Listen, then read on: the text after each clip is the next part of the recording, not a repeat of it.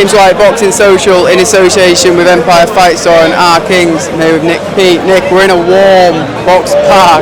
Believe me. Very warm. How are you? I feel like I'm making weight myself, to be honest with you. I could probably do super middle, standing here for the last 2 hours, I know that. It is hot. We've just seen them weigh in.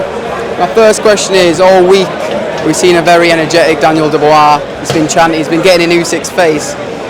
How do you interpret that? What does that give off to you? Obviously, Daniel's still a relatively young man. He was 27 years of age. He's living all this pretty much for the first time. He's a new world champion. It's the undisputed heavyweight championship of the world. He's at home. It's Wembley Stadium. You know, all these things are absolutely huge in his life, in his career, and he's handled it like you would expect a young man to handle it. You know, he's full of energy. He's trying to stay calm. It's bubbling above the surface every now and again. I think today at the weigh-ins, much better, much more composed. I like the look of Daniel Dubois there on the scales. That was great. But you know, I think all the screaming and shouting in Usyk's face from early in the week, I think he realised there's no point. You're not going to get under Usyk's skin. You're not going to intimidate him. So I like the way he was nice and calm and relaxed today. He's got a job to do now. We're almost there. And kind of play Usyk at his own game. I can be cool, calm and collected as well. You mentioned he's the younger man. 11-year age difference. How much of a factor, if any, do you think that's going to be tomorrow night? Any other fighter, it would be hugely significant, but Oleksandr Usyk is just not any other fighter. He's not even any other champion. He's one of the greatest fighters of this generation. He's one of the greatest fighters of any generation. You know, he's ultimately going to go down as one of the greatest heavyweights of all time. Top 10, maybe even top 5, if he can.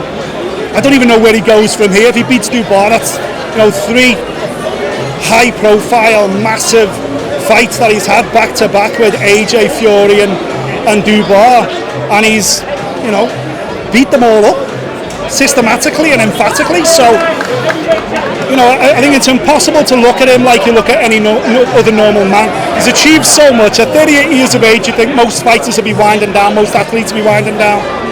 But he still seems motivated to go on. It's not about money. It's not about legacy. He's won all these belts before. He gave it up so Daniel, or he was stripped so Daniel could become a champion.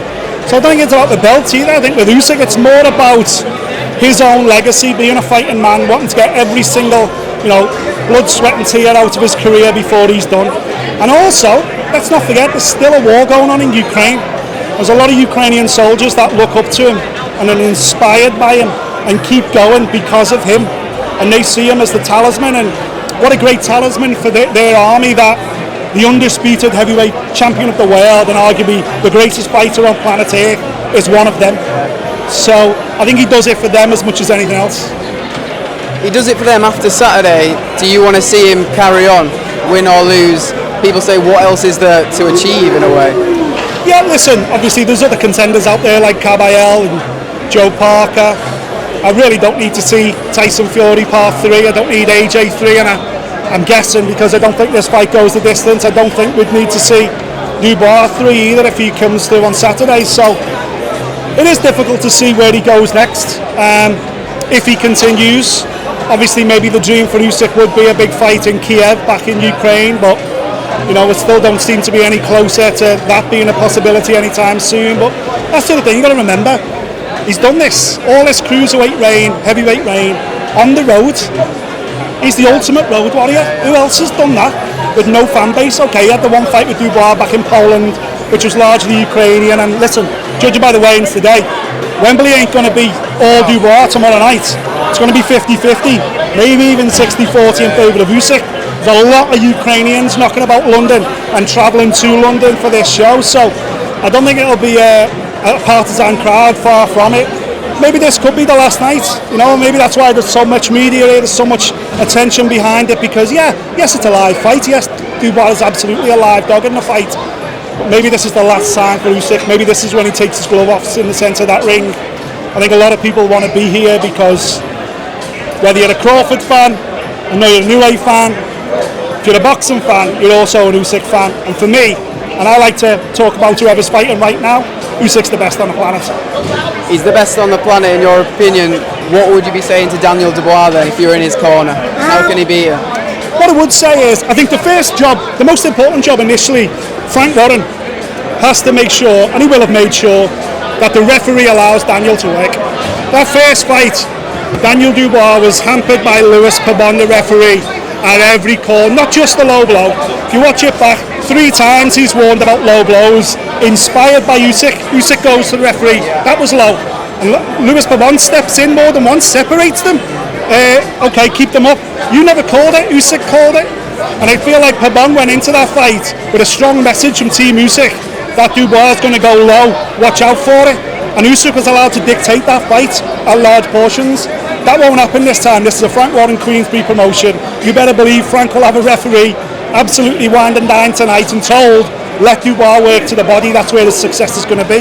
And I think that is true. 38 years of age, doesn't matter how great you are, you can't go on forever, your body will get a little bit soft. Maybe Usyk is a little bit soft around the body, so if I was Dubois, if I was Dan Charles, I'd say, listen, we've got 6 rounds to slow him down, not to finish him, slow him down. A lot of people are saying he's got 6 rounds to knock him out, he's got a puncher's chance. No man, you've got 6 rounds to slow him down, slow his legs down, work the body, big strong shots to the body, hooks to the body again. Don't worry about the referee if you get a warning or 2, doesn't matter. Let the shots go, make Usyk feel uncomfortable, slow him down, and then 7, 8 and 9, when Daniel's still fit and strong and still throwing punches, he doesn't tire himself out. Daniel is super fit for a big guy.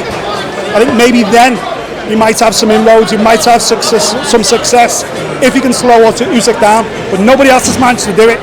But nobody else faced Usyk when he was 38 on the back of 2 12-round wars with Tyson Fury. Did you see Aegis Quilmas' comment yesterday about almost hinting that Daniel's mentality, hinting that bit of a quitter? Yeah. What were your thoughts on that? It was quite... Well, Daniel's had this since the Joe Joyce fight, you know, and after Joe Joyce, everyone said he's a quitter, and then he came back from Joe Joyce, he bounced back, he won 4 on the spin, picked himself up off the floor a couple of times against Laranja, who's on this card as well, then bounced straight into a fight in Poland with Usyk, gets hurt against Usyk, takes a knee, he was done. With Usyk, it's not one shot, it's the volume of shots over the course of 8, 9 rounds. And Dubois had nothing left at that point. He had his moments, he missed his moments in the 5th round, punched himself out, got hit with jabs, took a knee. People are like, oh, he's quit again. No man, I don't think that's quitting at all. I think that's looking after yourself, knowing I'm going to stand here and get teed off on. I'm going to look after myself and I can come again. What's he done? Comes back against Jarrell Miller, takes big shots, didn't quit then, got way through it. Come back against Hilbergovich, took some big shots again, didn't quit, came through it, got the biggest win of his career. Then AJ here, gets knocked up against the ropes, what does he do? Doesn't quit, doesn't look for a way out, bites down on his gum shield, times AJ coming straight in, wipes AJ out, ends AJ, retires him at championship level. So no, I disagree with the quitter shout completely. And if they're looking for that, I think they're in trouble, but it doesn't matter what Aegis is saying. The problem is what goes on between the ears of Oleksandr Usyk. And Usyk knows Daniel Dubois is a much bigger threat 2 years on from Poland. But Usyk is so good, that it's really hard to see, unless he suddenly grows old overnight, which he just doesn't look like he's done. It's hard to look past the repeat of the first performance, a stoppage around 8 to 9 rounds. I'd say, if Daniel can get work the body, if he can slow Usyk down, if he can have some success, bite down his gum shield, maybe even get a flash knockdown, then maybe we could get it upset on the cards. But for me, you'd be crazy to bet against Usyk. Well, that was going to be my final question, was everyone asked you a prediction, but it's not going to go the full 12 rounds in your opinion? No, I did a whole podcast this week where I looked back and talked right through the entire first fight. And Dubois does great. For me, he wins round 4. He's winning the best part of round 5 until he stops. So he drops Usyk after 30 seconds. Usyk gets back up.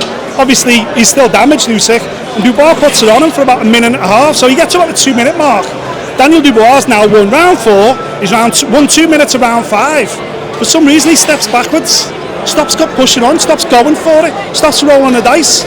And Usyk explodes in the final minute, probably pinches the 5th round, and from then on Daniel just can't get back into a rhythm. But again, round 6 or round 7, catches Usyk with a body shot, catches him with a left hook.